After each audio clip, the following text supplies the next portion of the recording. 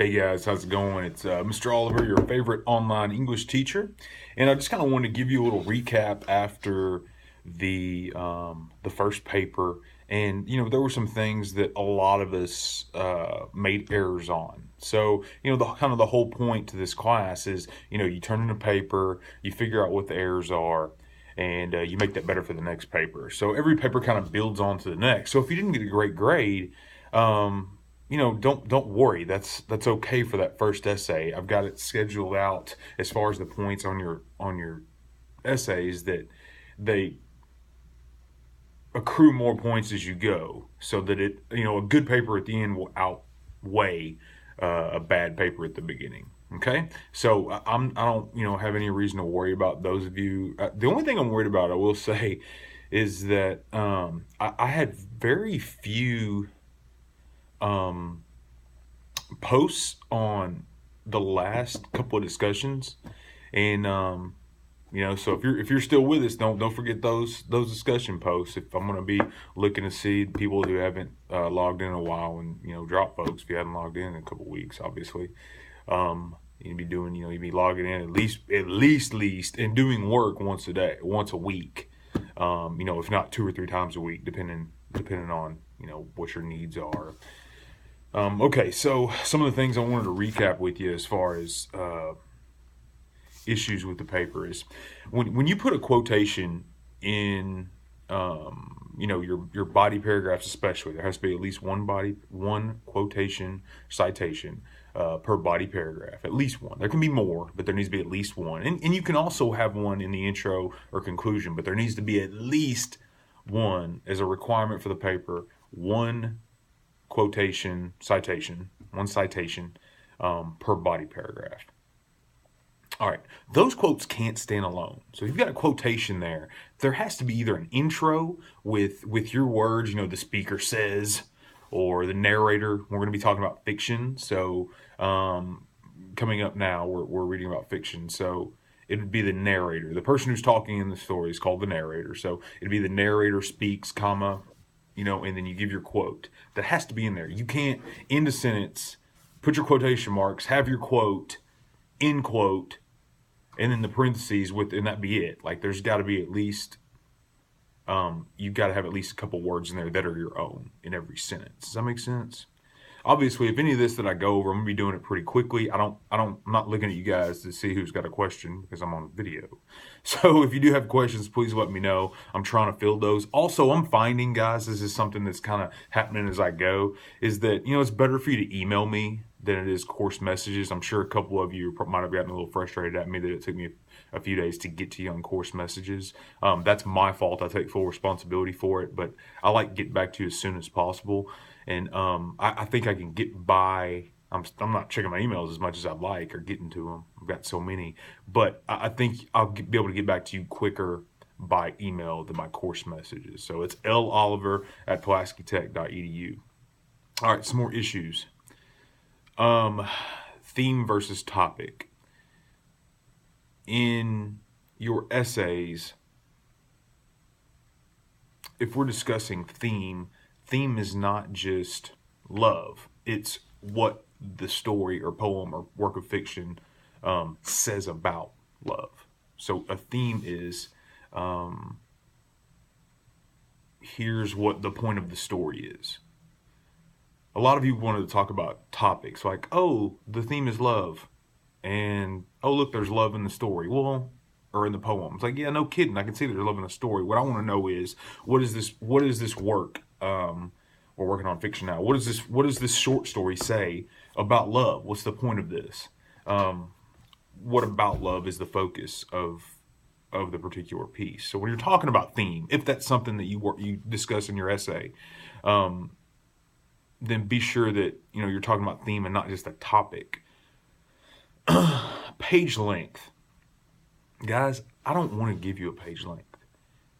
I would rather just say, hey, here, I want you to make the essay long enough. I just want you to say everything you need to say. So if you say, oh, how long does it need to be? I'm like, well, as long as it needs to be in order to get a well-developed essay across. But I feel like we need parameters. So if I have to give you parameters, and I give you a requirement, a length requirement, if you don't get at least that length requirement, I'm not grading your paper. If you don't respect this process enough to write the paper the correct length, it takes me a long time to grade every paper, guys, a long time. And it's a lot of work.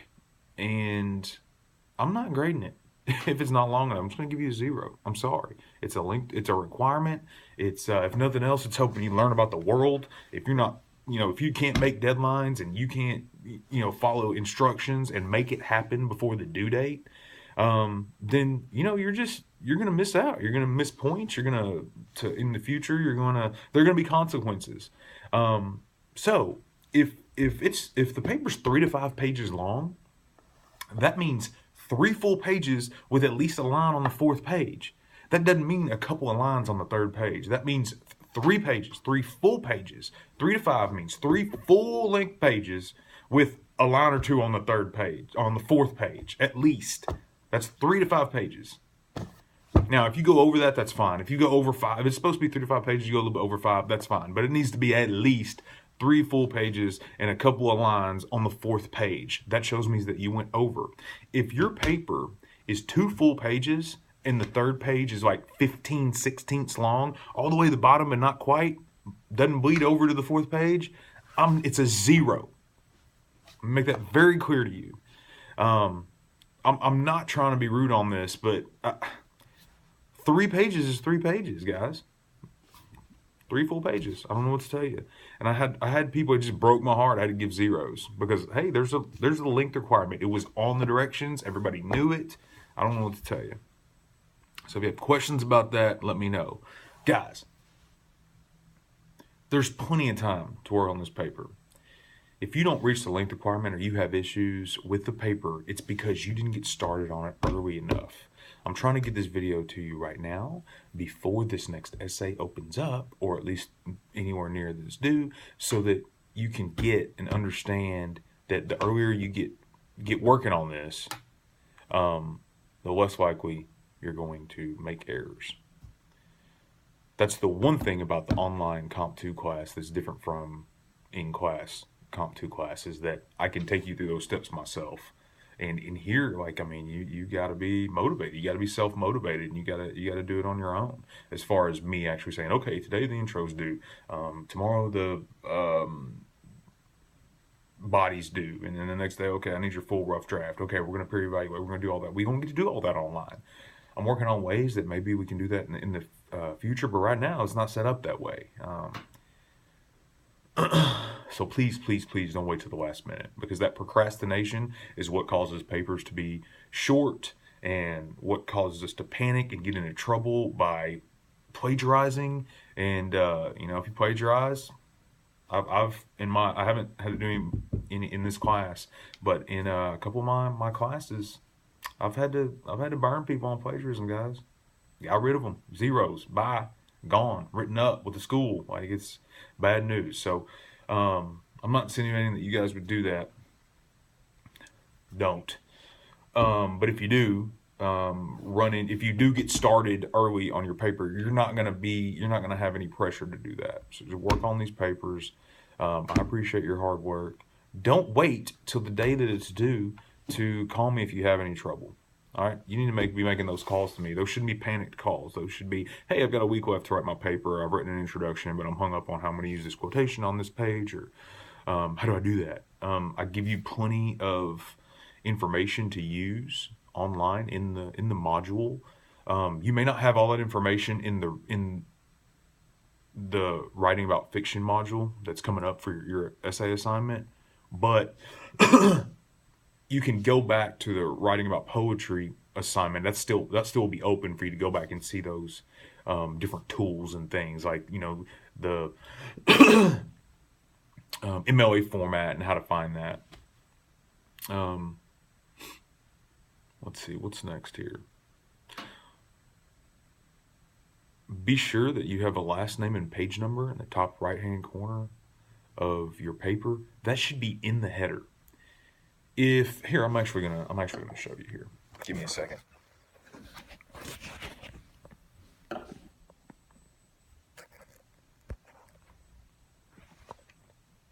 Hello.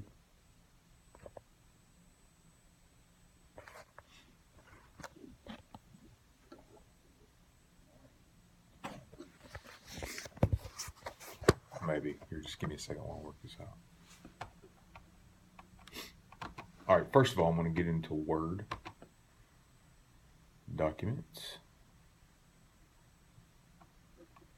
Open up a blank document.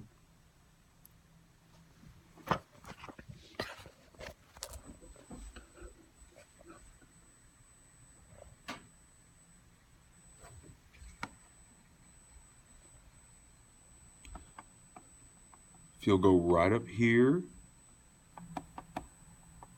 to insert,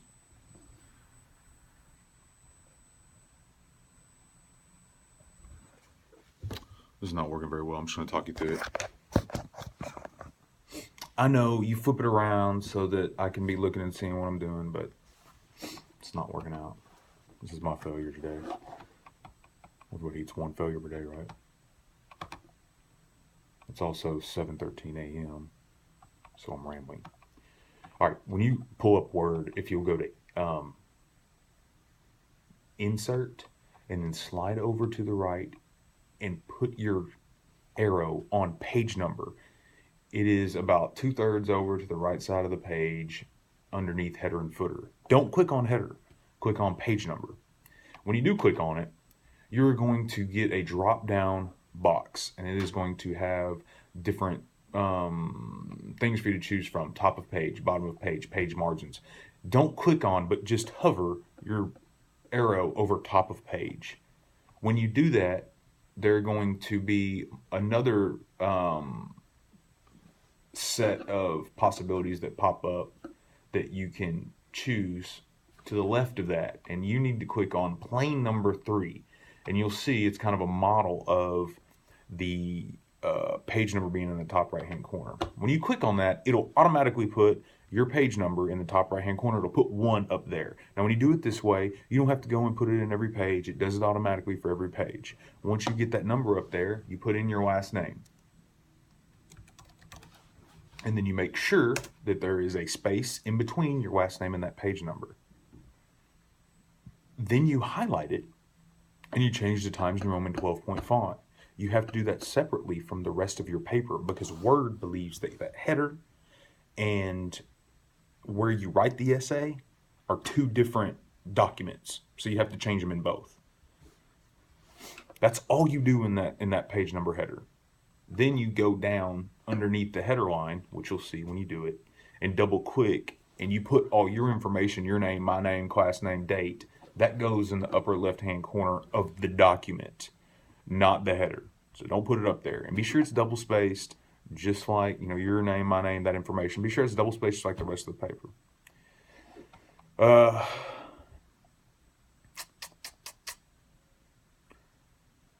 Guys, put your thesis statement at the end of the first paragraph. That's a Mr. Oliver rule. It's not a writing rule. Your thesis statement doesn't have to go there in the future, but for now, since we are budding college writers and it's our first year as college writers, then I want to see it in the end of the first paragraph, mainly because I want you to know what it is. I want you to have consciously taken it, created a good thesis statement, and put it there, and built from there. It'll help